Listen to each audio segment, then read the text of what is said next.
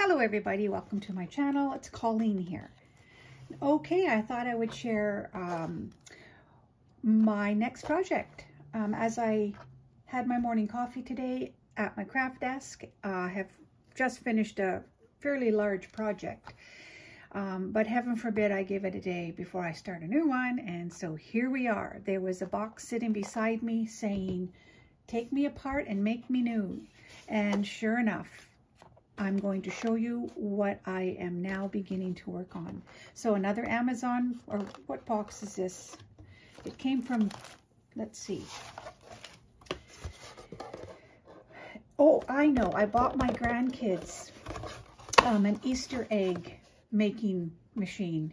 It's going to be so much fun to use with them, but from the box, I thought, because it's nice and sturdy, I thought I would make this into a journal. So here is how I dismantled it. It was a substantial box. These are all the pieces that I cut off, and I will use, no doubt. It folded over, and there was a flap up. So yeah, and it had, it was covered all around. So it was a decent size. I believe it's an 11-inch in length. I cut it in its original length, thinking that I might just make a gigantic journal. I think the one I just posted, my Groovy journal, was 11 inches tall as well, but much narrower. I might just cut it at 9 inches tall, just because it makes my life a little easier in terms of finding the right sized papers and stuff. But here's the beginning of it. I've created a spine.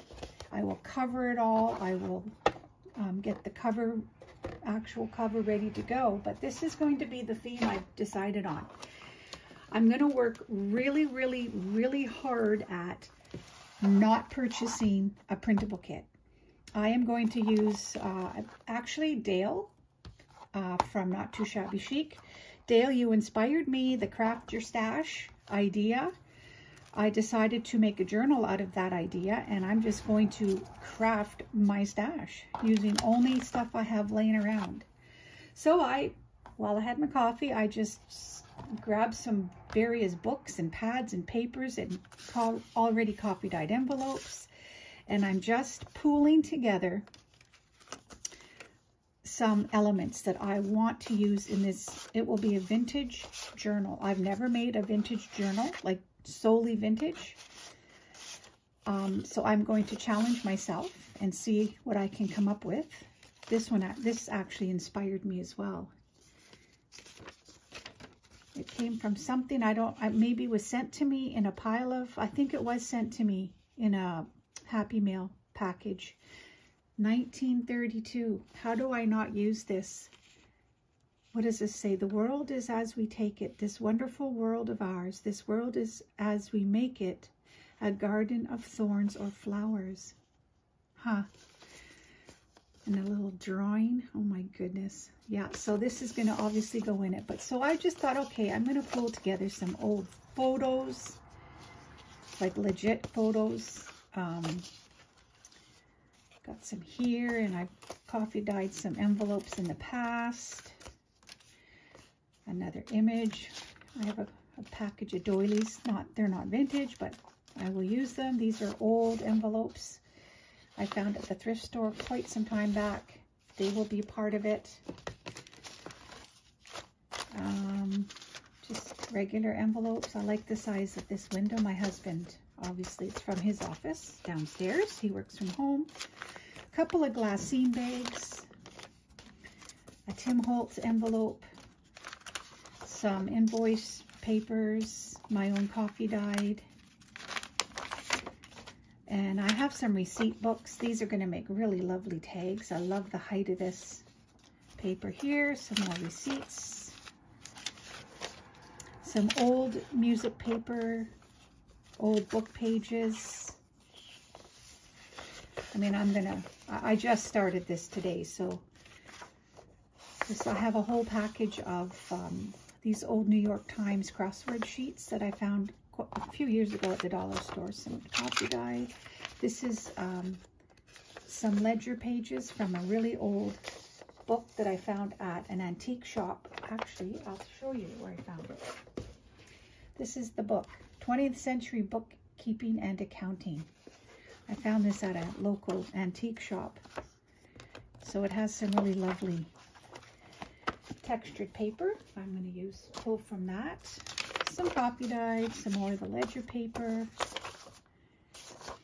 I'm going to make 2 signatures, I think, in this journal. So I've doubled up what I've been finding. This is from a thicker page from an old cookbook, an old magazine flower book. Beautiful. Some old music paper. I always like to use these. This is an old divider. Some map pages.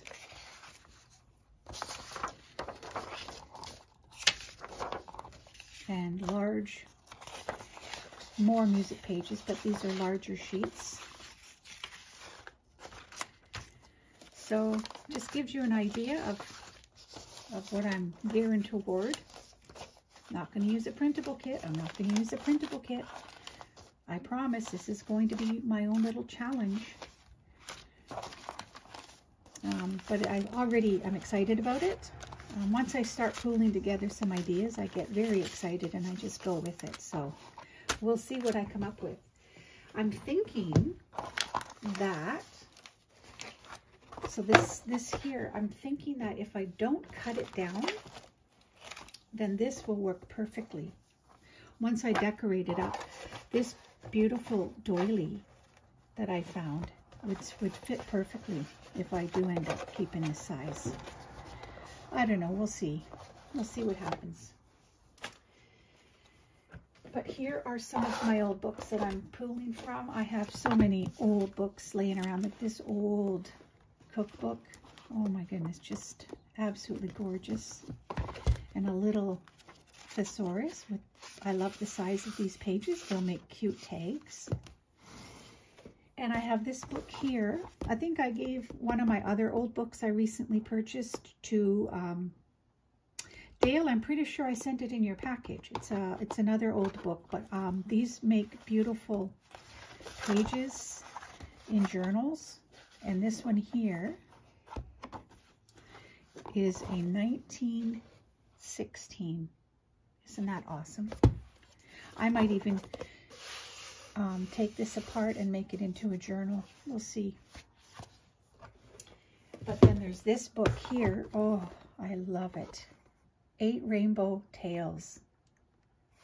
I love this book too. What year do we have here?